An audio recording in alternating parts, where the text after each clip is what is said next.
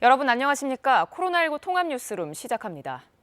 국정감사 마지막 날이었던 어제 법사위 종합국감에 추미애 법무부 장관이 출석해 윤석열 검찰총장의 국감 발언에 대해 선을 넘었다며 비판했습니다.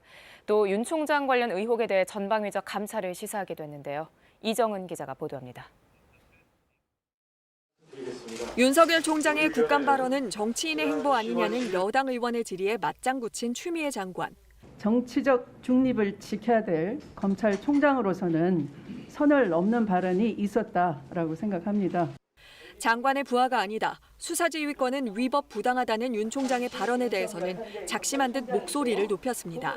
수사 지휘가 위법하다라고 확신을 한다면 응당 검찰의 수장으로서는 그 자리를 지키면서 그런 말을 하는 것은 대단히 모순이고 착각입니다. 그런 말을 하려면 직을 내려놓으면서 그러면서 수사지휘권의 정당성에 대해서는 적극 설명했습니다.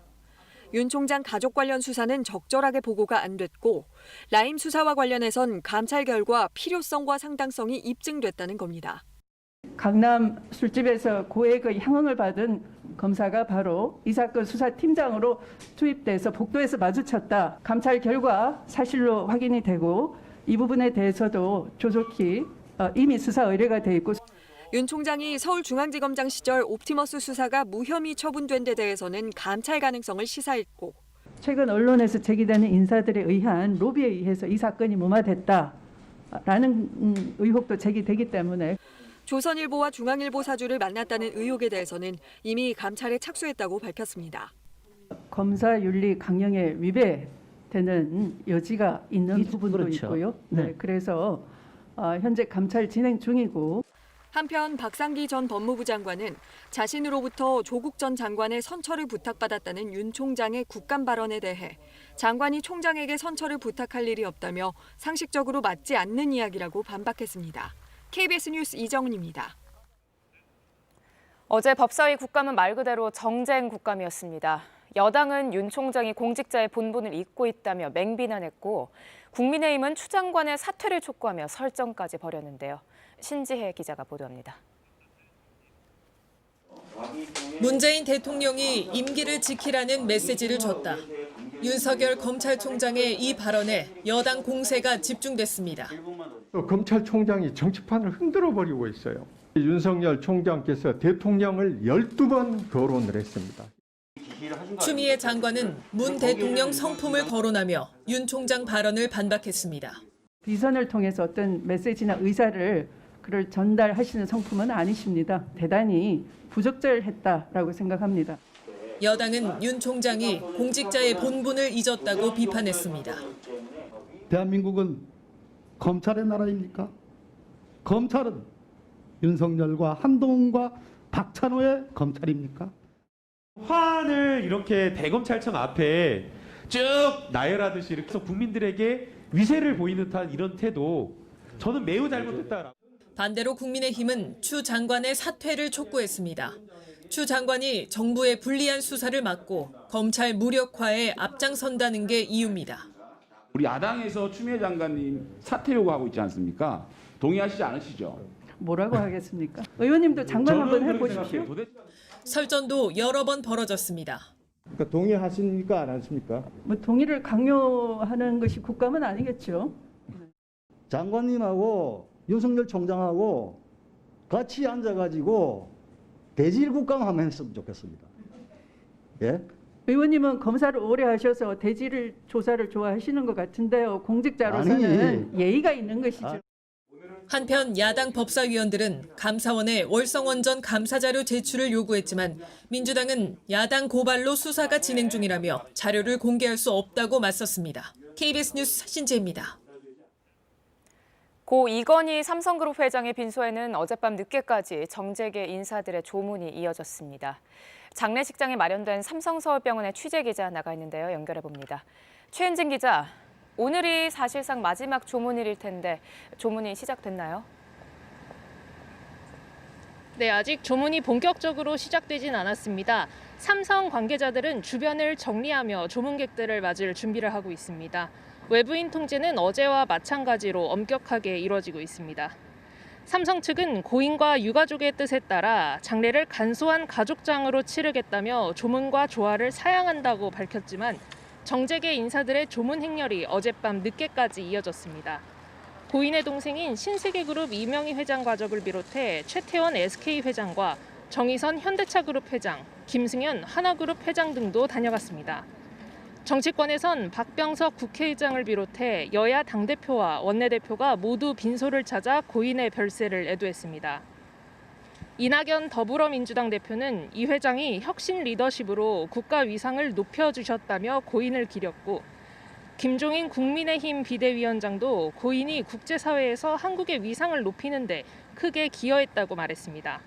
이 밖에 정세균 국무총리, 홍남기 경제부총리, 조성우 공정거래위원장 등 정부 인사들과 반기문 전 유엔 사무총장도 빈소를 찾았습니다. 해리 해리스 주한 미국 대사, 싱하이민 주한 중국 대사 등 각국 대사들도 자국 정부의 애도를 정했습니다.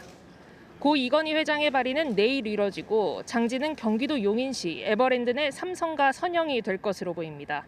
지금까지 삼성 서울병원에서 전해드렸습니다. 삼성은 이제 이재용 부회장의 시대로 넘어가게 됐지만 지배구조 문제라는 변수가 남아 있습니다. 보험사가 보유한 계열사 지분을 제한하는 보험업법 개정이 통과되면 삼성의 지배구조에 큰 변화가 생길 텐데요. 이 내용 박대기 기자가 분석했습니다. 삼성그룹 지배구조의 핵심은 삼성전자, 삼성생명이 지분 8.51%를 갖고 있습니다. 시장 가치로 환산하면 삼성생명 총 자산의 10%에 해당합니다. 그런데 현행 보험업법은 보험사가 계열사 지분을 보유할 때 총 자산의 3%를 넘기지 못하게 합니다. 삼성생명은 10%, 어떻게 가능할까? 계산법 때문입니다. 보험사들은 자산에 포함된 주식을 시장 가격이 아닌 취득 가격으로 평가합니다. 삼성생명도 전자주식을 취득가로 계산하면 5천억 원대, 총 자산의 0.2%도 안 되는 겁니다. 그런데 이걸 취득가가 아닌 시장 가격을 쓰도록 하겠다는 게 보험업법 개정안입니다. 법이 개정되면 생명과 화재는 전자주식 24조 원어치를 팔아야 합니다. 이렇게 되면 총수 일가 측 지분은 기존 21%에서 14%까지 줄어들게 됩니다. 지배력이 우선 많이 약화될 건 뻔한 것 같고, 경영권 승계 과정에서 지배구조 좀 더 불투명해질 수 있는 그런 정도의 단점이 있지 않을까 싶습니다. 개정안을 발의한 민주당 박용진 의원은 보험 계약자의 돈이 들어간 주식으로 총수가 의결권을 행사하는 게 옳지 않다고 지적합니다. 지금까지 이거를 그냥 유지토록 해주었던 것 자체가 특혜예요. 다른 보험업자들 또 다른 기업들도 똑같이 하겠다고 그러면 그거 어쩌겠습니까? 이에 대해 생명보험협회는 계열사 투자 한도를 규제하는 나라는 우리와 일본뿐이라며 반발하고 있습니다. 보험업법 개정안은 국회 정무위 소위에 계류 중입니다. 소위 위원인 국민의힘 윤창현 의원도 삼성전자 주식이 대량으로 시장에 나오면 충격이 예상된다며 반대하고 있어 실제 통과 여부는 미지수입니다. KBS 뉴스 박대기입니다. 오늘부터 부동산 규제 지역에서 집 사기가 더 까다로워졌습니다. 주택 가격과 상관없이 자금을 어떻게 마련했는지 상세히 밝혀야 하고 또 투기 과열 지구라면 객관적인 증빙 자료까지 내야 합니다. 보도에 황정호 기자입니다. 지금까지는 규제 지역의 경우 3억 원 이상, 비규제 지역은 6억 원 이상 집을 살 경우 자금 조달 계획서를 냈습니다. 계획서에는 금융기관 예금액이나 주식 매각 대금, 금융기관 대출액 등이 담겨야 합니다. 거기서 저축이되는 부분이 있는지 없는지를 전문가가 아니기 때문에 부동산 사장님께 계속 여쭤봐야 되고 또 찾아가야 되고 하는 그런 부담감이 조금 있었습니다. 하지만 오늘부터는 조정 대상 지역 등 규제 지역에서 집 가격과 상관없이 무조건 자금 조달 계획서를 내야 합니다. 정부는 올해 6월 일부를 제외한 경기와 인천은 물론 대전과 청주까지 조정 대상으로 묶었습니다. 과천이나 세종 등 투기 과열 지구라면 계획서에 쓴 내용을 확인할 수 있게 예금 잔액 증명서 등 증빙 자료까지 제출해야 합니다.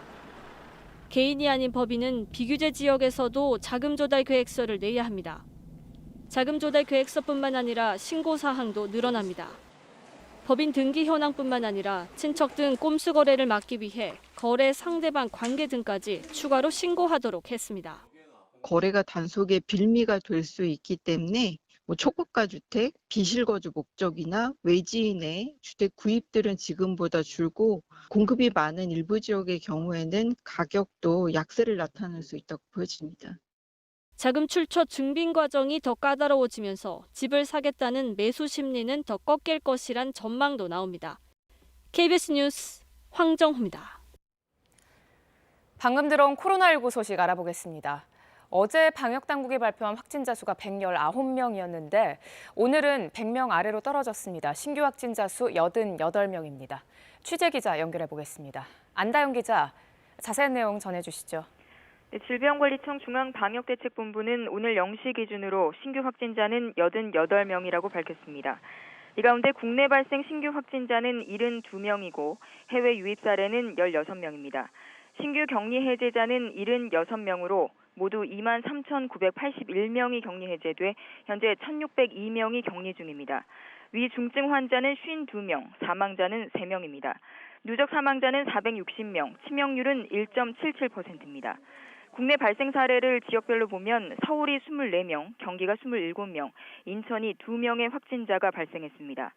방역당국은 지난 2주간 국내 발생 일일 평균 확진자는 약 68명으로 직전 2주보다 소폭 증가했다고 밝혔습니다. 코로나19 확산이 전반적으로 억제되고 있지만 요양병원과 장애인 시설 등 취약시설에서 집단 감염이 속출하고 있습니다. 방역당국은 거리 두기를 1단계로 내린 뒤로 대중교통 이용량과 카드 매출이 증가해 일상이 회복되고 있다고 밝혔습니다. 하지만 코로나19 감염 위험은 여전하다며 나 하나쯤이야 하는 방심은 다시 위기로 이어질 수 있다고 우려했습니다. 특히 고령자와 기저질환자는 더욱 조심하고 세심한 관리가 중요하다고 강조했습니다. 지금까지 문화복지부에서 KBS 뉴스 안다영입니다. 미국 대통령 선거가 8일 남았습니다. 막판 선거전이 갈수록 치열해지고 또 거칠어지기까지 하고 있는데요. 트럼프 지지자들과 반대자들 사이에 폭력 사태까지 벌어졌습니다. 워싱턴 김웅규 특파원입니다. 차량에 올라탄 트럼프 지지자들이 한껏 기세를 올립니다. 그리고 출발. 뉴욕시 한복판으로 진입한 트럼프 지지자들. 마침 트럼프 반대 시위대와 맞닥뜨리고 처음엔 플랜카드를 들고 밀고 당기다 결국 드자비가 벌어집니다. 경찰이 말리다 체포되는 이들이 생기고 부상자까지 생겨 병원에 실려갑니다. 대선 불과 8일 남기고 미 뉴욕시 한복판에서 벌어진 일입니다. 하루 전엔 바이든 후보의 비대면 자동차 유세에 트럼프 지지자들이 차를 타고 몰려와 유세를 방해합니다. 북부 핵심 경합주인 이곳에서 트럼프 대통령 오늘 하루에만 3번이나 유세를 벌였습니다. 바이든 후보 같은 주에 예고 없이 방문해 소규모 유세를 계속했습니다. 펜실베니아주 핵심 중 핵심 경합주입니다. 대선일이 가까워올수록 선거전이 치열하다는 건데 그렇다고 폭력과 선거 유세 방해가 공공연해지는 것은 미 선거전에서 드문 일입니다. 워싱턴에서 KBS 뉴스 김웅규입니다. 이번에는 KB증권 연결해 오늘의 주식시장 알아보겠습니다. KB증권입니다. 미국 증시 부진에 하락 출발했던 코스피 지수가 낙폭을 일부 회복하고 약보합권에서 움직이고 있습니다. 코스닥은 상승 반전에 성공했습니다. 이 시각 현재 코스피는 2.6포인트 하락한 2341.31에 코스닥은 4.75포인트 오른 782.77에 거래되고 있습니다. 간밤 미국 증시는 코로나19 확산세가 가팔라진 데다 추가 부양책도 지연되면서 일제히 큰 폭으로 하락했습니다. 코스피는 외국인과 기관이 물량을 사들이는 가운데 개인은 매도에 나서며 약보합권에서 움직이고 있습니다. LG화학과 SK이노베이션의 영업비밀 침해 소송 최종 판결이 연말로 미뤄진 가운데 LG화학이 약세를 보이고 있습니다. 반면 3분기 후 실적을 기록한 현대차와 기아차가 동반 상승하고 있고 삼성그룹 지배구조 개편 기대감에 전일 상한가를 기록했던 삼성물산 우선주는 오늘도 급등세를 이어가고 있습니다. 이 시각 현재 달러화에 대한 원화 환율은 1,129원 60전에 거래되고 있습니다. 지금까지 KB증권이었습니다.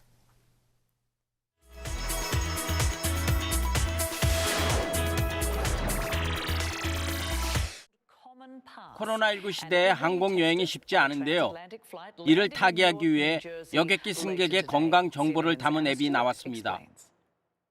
항공 여행은 관광 산업과 지구촌 경제 발전을 위해 중요합니다.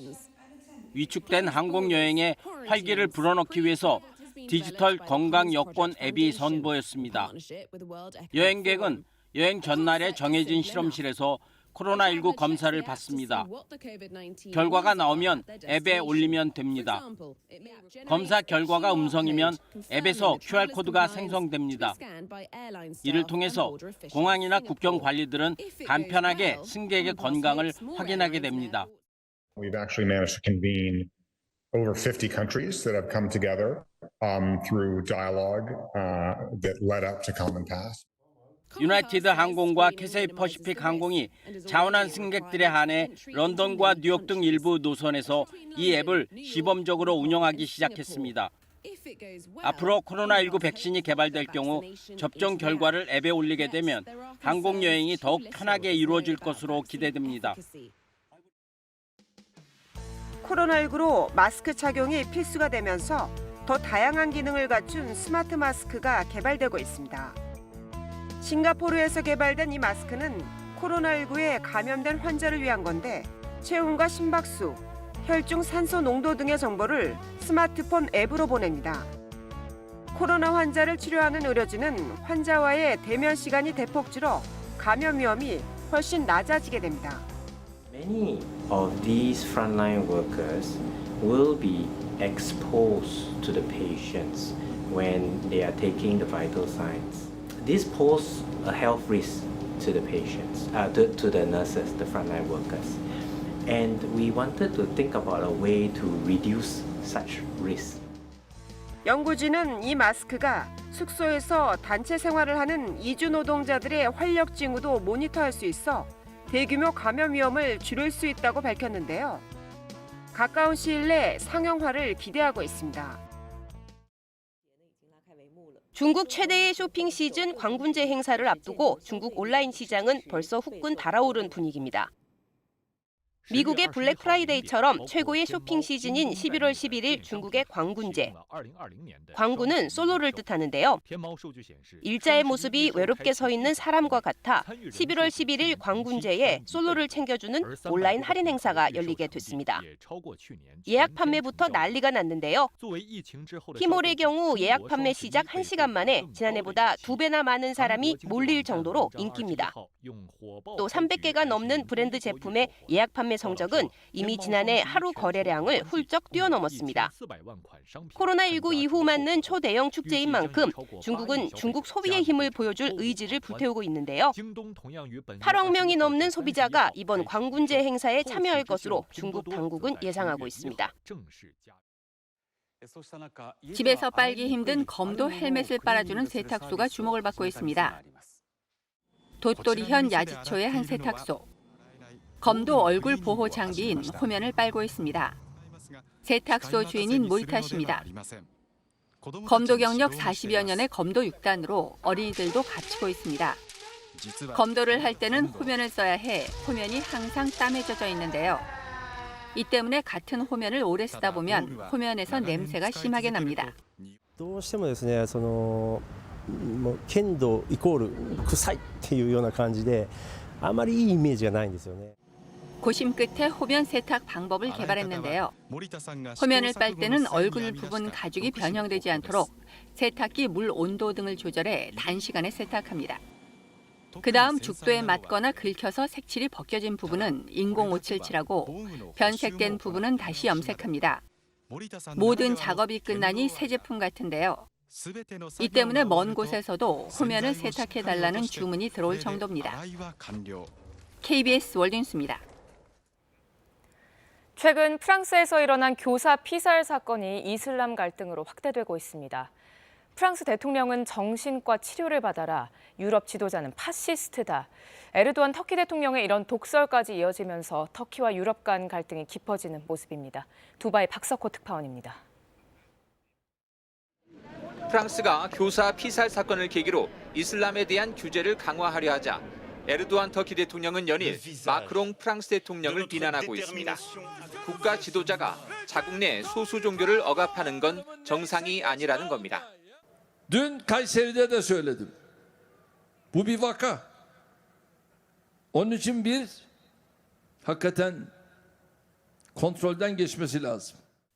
온건한 일반 이슬람 신자들을 이슬람 극단주의와 똑같이 취급해서는 안 된다는 뜻이지만 비슷한 문제로 고민 중인 유럽 국가들은 프랑스 편에 서고 있습니다.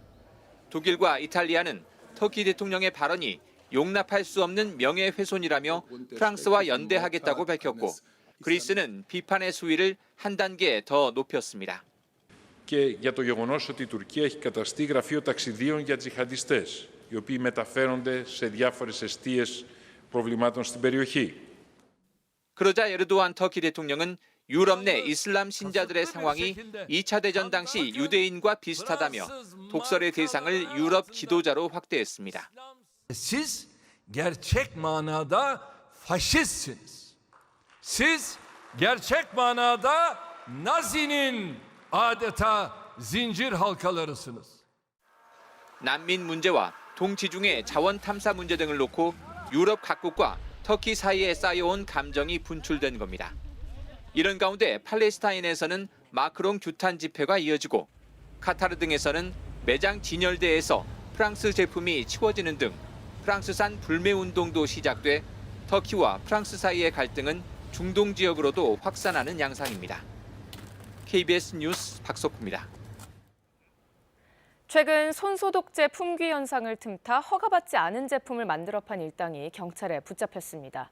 이런 무허가 손소독제 20만 개가 이미 인터넷으로 유통됐는데요. 마치 미국 식품의약국의 승인을 받은 것처럼 광고를 하기도 했습니다. 보도에 최휘지 기자입니다. 인천의 한 화장품 제조 공장. 경찰이 상자채 쌓여있는 물건을 꺼내봅니다. 온라인 대형 쇼핑몰 등을 통해 팔려나간 손소독제입니다.